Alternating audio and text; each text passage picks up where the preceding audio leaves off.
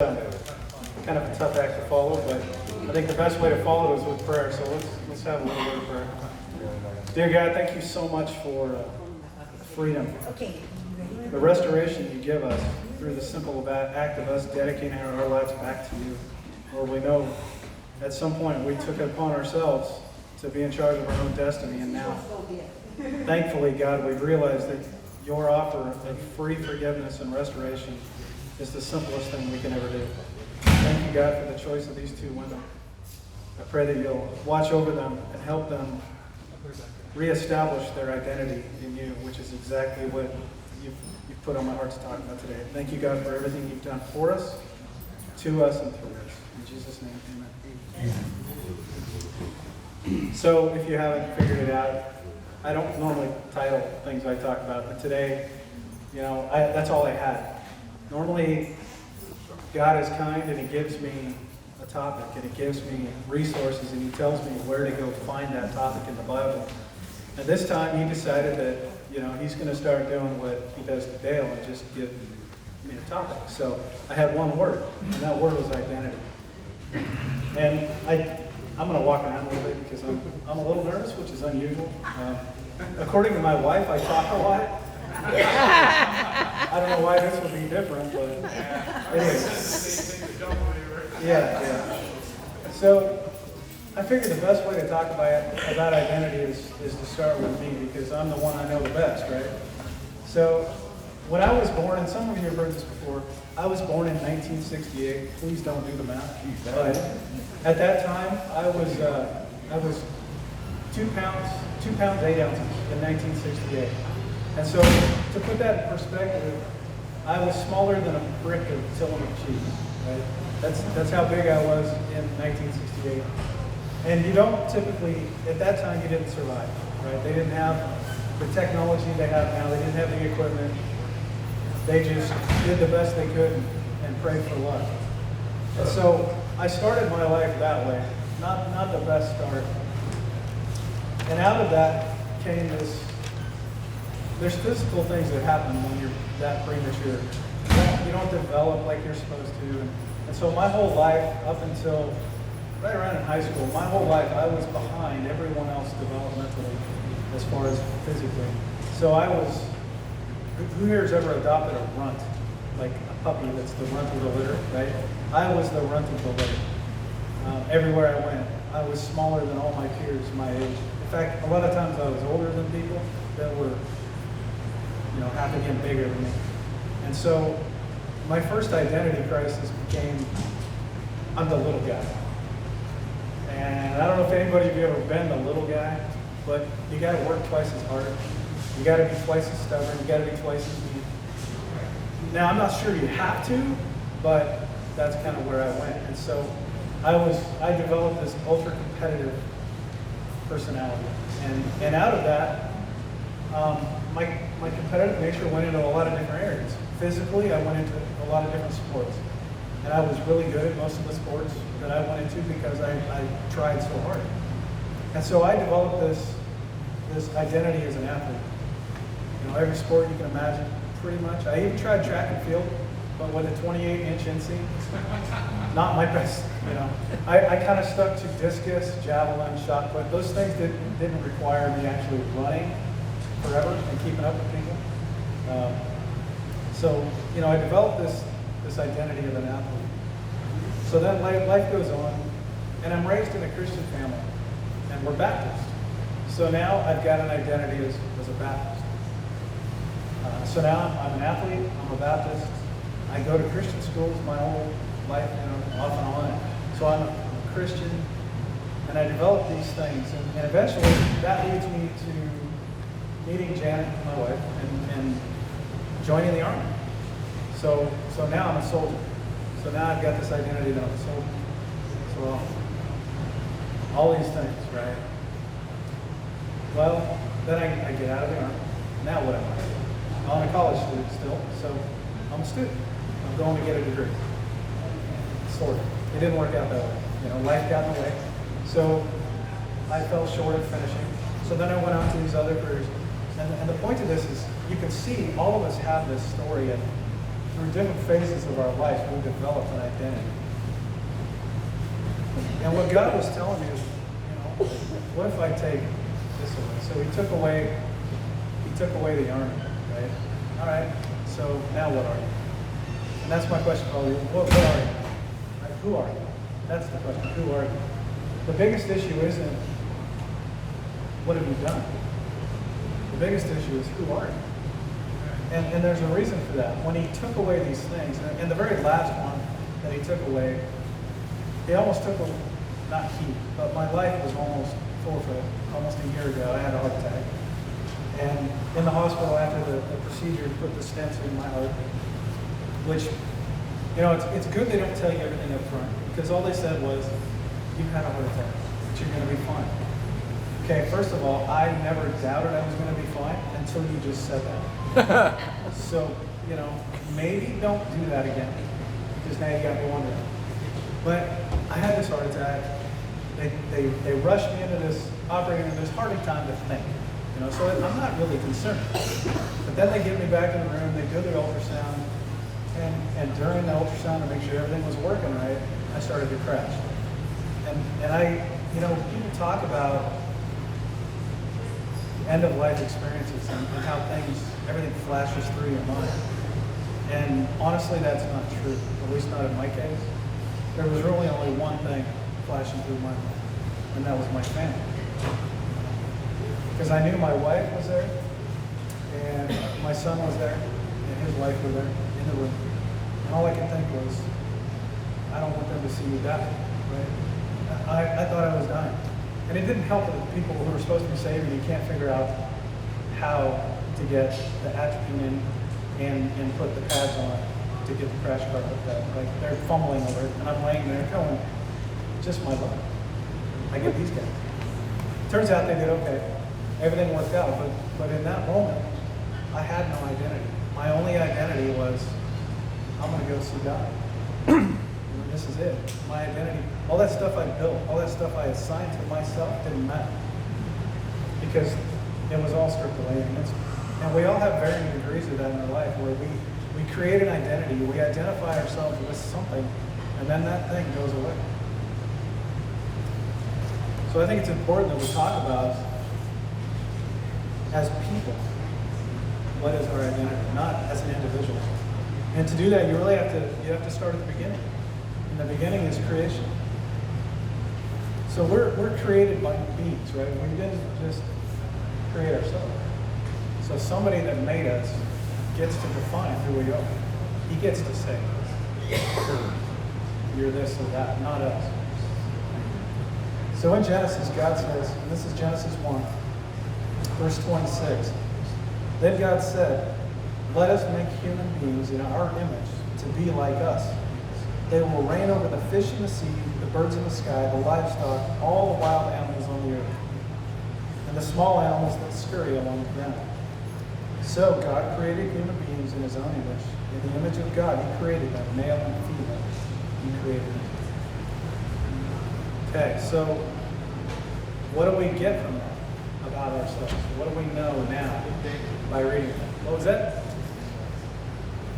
We learned that we were created in God's image, right? So we look like God. We are like God. That doesn't mean we're God, but at least we know a little bit about ourselves. We don't have to wonder, why am I here?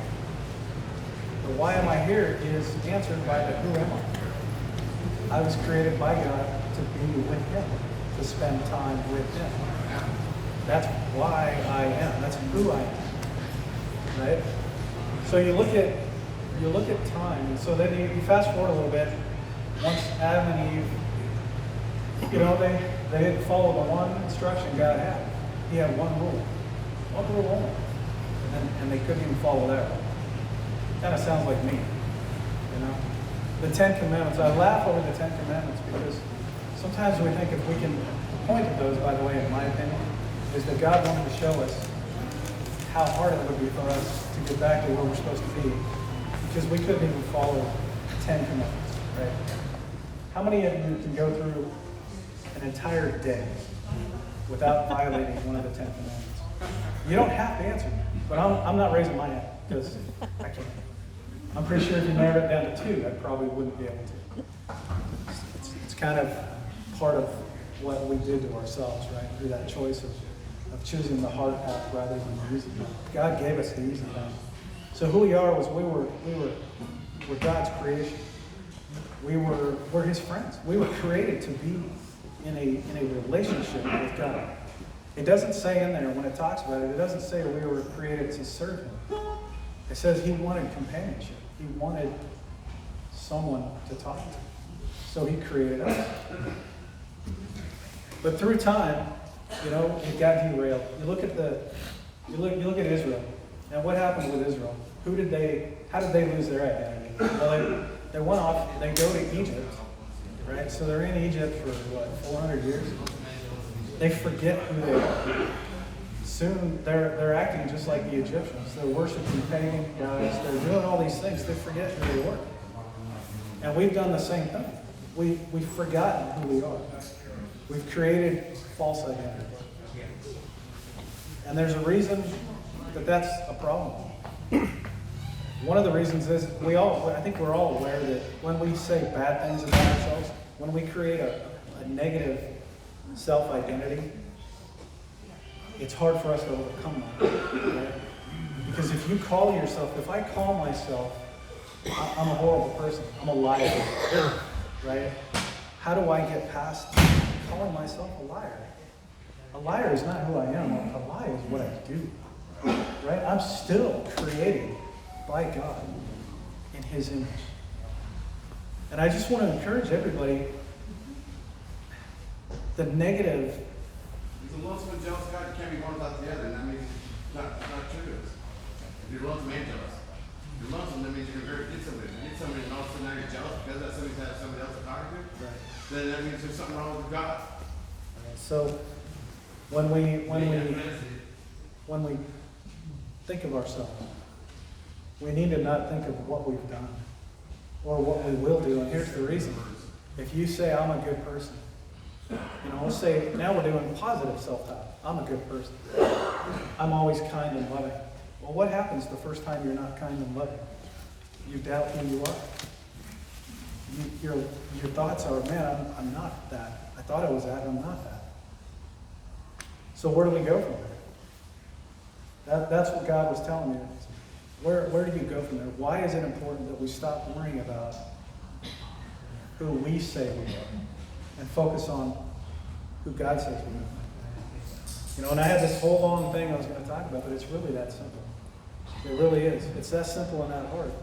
We have to be able to say, my definition of myself does not matter because I didn't create me. God created me. And even when I walk through life and I say, I'm an honest person, okay? Well, I've just committed my identity to my honesty. I've made my condition dependent on my adherence to my commitment. So the first time I'm not honest, I no longer get to identify myself as an honest person. So instead of doing that, I say, you know what? I'm human. And what that means is I'm fighting this negative side, but I'm a follower of Christ. And it's really interesting that, this week this message is bouncing around in my head. This whole thought is just, I'm trying to work through it. Well, last night, so I'm going to admit something I'm not super proud of, but I like playing video games.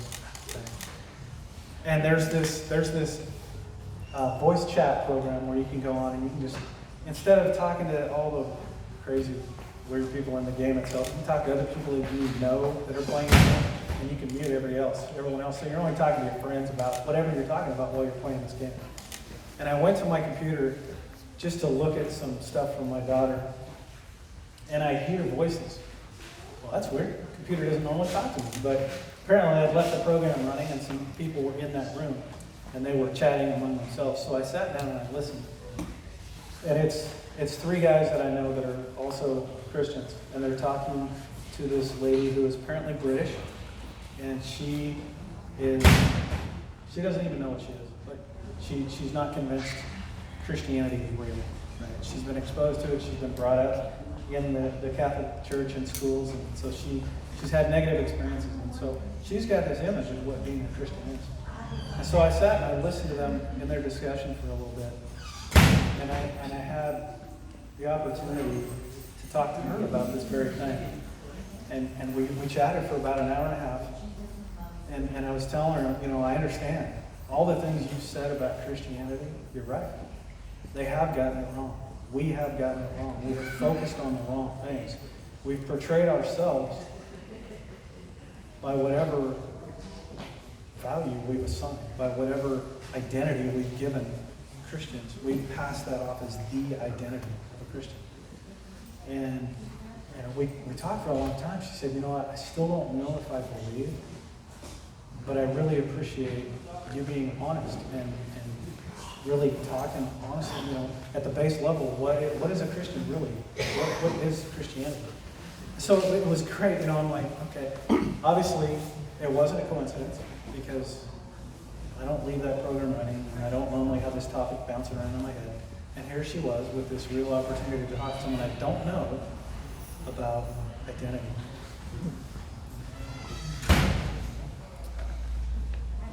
Identity is the key to everything. It really is, because if you don't know who you are, you're always fearful. You doubt yourself. You know, all these things I said about myself, one side effect of when I was born that early was, it has to do with the incubator and the oxygen levels, but often kids that were premature would have vision problems. And my vision problems were so severe that when I was young, I had one eye would just roll around in my head and I couldn't control it. And be looking straight with the other one eye and this eye, and actually they both did it according to my parents, but one was much worse than the other. And the correction that they could offer was surgery, where they go in and they shorten the muscle to try to straighten the eye. And it was a really, you know, the technology wasn't really there, the techniques weren't really there, so it's kind of crude. The result is my eyes don't focus on one focal point like a normal person would. I can force it to do it, but it gives me headaches. And so I see double vision, and my brain has learned to combine those all into one picture, which is kind of cool. But as I'm driving, I can look forward with my left eye because that's my dominant eye. And my right eye is looking straight at the rearview mirror so I can see front and back at the same time, and my brain is able to actually know what's there. It's kind of useful. But when I'm talking to people, almost every time I'm talking to someone, they'll say, are you talking to me? I hated that because nobody ever knew, because one eye's off doing its own thing. Right? Well, my face is towards you. This eye's over here, but I'm talking to you. And so I don't really like talking to people that much. And it's one of those things that, you know, that's not who I am. That's nothing I can control. My identity is not tied up in how, you know, normal I am. Thank God. It's important that when we identify ourselves, we're honest about those things. Yeah, okay, I'm not good at this. I'm not good at that. I fail at that regularly. But those aren't who I am. Those are things I do. And the reason for that is Satan is a master. He's a master at capitalizing on your doubts and your fears. And if we identify, I'm a Christian because Christians get this. Well, what if they don't? What if you don't get that? Are you no longer a Christian? You know, if you think everything's supposed to be rosy the minute you become a Christian, you're probably in for a bit of a disappointment. On the flip side, if I say I'm going to be a great person now because I'm a Christian, yeah, your odds are increasing, but you're still not. That's not who you are.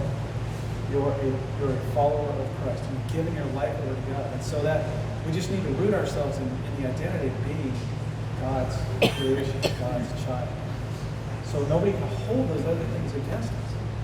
When someone comes and they attack me, or even just talk to me about something they've seen that they think I did wrong, I'm not offended because my identity isn't in being perfect. My identity isn't always being right. My identity is in being God's child. So we talked about the creation. We were created in this perfect relationship with And through our own actions as humans, we ruined it. So then we fell, we wandered in darkness. So when you look at what the Bible says we become after we dedicate ourselves to God, it's pretty refreshing. So in John 1:12, you find that real quick?